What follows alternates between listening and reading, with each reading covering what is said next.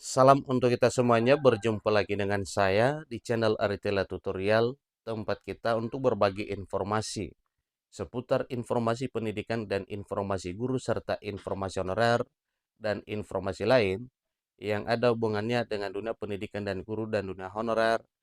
Nyapa seluruh Bapak Ibu di mana saja berada. Saya yakin bahwa semuanya selalu semangat dan selalu dalam keadaan sehat walafiat.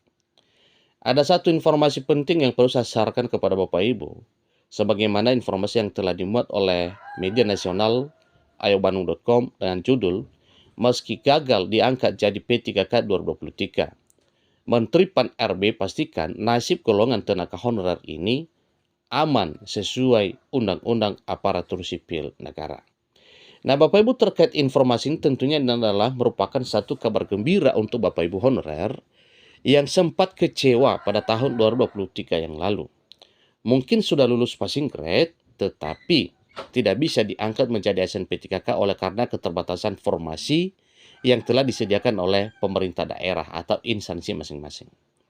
Nah, supaya lebih jelas Bapak Ibu, mari kita ikuti informasi berikut sampai selesai, supaya kita mengetahui kira-kira bagaimana amannya para honorer yang telah lulus passing grade tetapi belum diangkat menjadi ASN P3K tahun 2023. Demikian dengan honorer lainnya pada tahun 2024 tahun ini. Ikuti informasi yang sampai selesai. Jangan lupa support terus channel ini dengan cara like dan subscribe, share, dan komen, serta nyalakan tombol notifikasinya supaya semua informasi yang disalurkan melalui channel ini selalu update di layar Bapak Ibu. Tanpa basa-basi lagi, langsung pada informasinya. Lengkong.ayobandung.com. Menteri Penanggulangan Aparatur Negara dan Reformasi Birokrasi memastikan bahwa nasib golongan tenaga honorer ini aman sesuai Undang-Undang ASN meskipun gagal diangkat jadi P3K tahun 2023. Diketahui sebelumnya, pemerintah telah membuka rekrutmen CSN 2023 sebagai peluang agar tenaga honorer bisa diangkat menjadi P3K. Kendati demikian, masih banyak tenaga honorer yang belum lolos rekrutmen dan gagal diangkat menjadi P3K. Menpan RB Abdullah Azwar Anas kemudian mempersiapkan jalan untuk tenaga honorer yang gagal diangkat menjadi P3K pada tahun 2023 tersebut.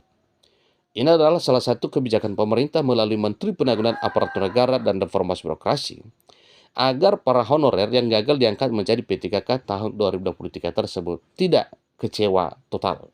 Ya, ini sungguh luar biasa perhatian pemerintah terhadap honorer yang gagal diangkat menjadi P3K tahun 2023 yang lalu. Pan RB mengungkapkan bahwa pemerintah akan memproyeksikan tenaga honorer yang gagal menjadi P3K 2023 untuk diangkat menjadi P3K di tahun 2024. Manat yang telah tercantum di dalam Undang-Undang ASN 2023. Jadi berdasarkan Undang-Undang ASN 2023, pengangkatan tenaga honorer menjadi salah satu upaya yang dilakukan dalam menyelesaikan masalah penataan tenaga honorer. Menurut amanat dalam Undang-Undang ASN 2023, penataan tenaga honorer wajib diselesaikan paling lambat pada Desember 2024 tahun ini. Itu telah tertuang di dalam Undang-Undang ASN 2023.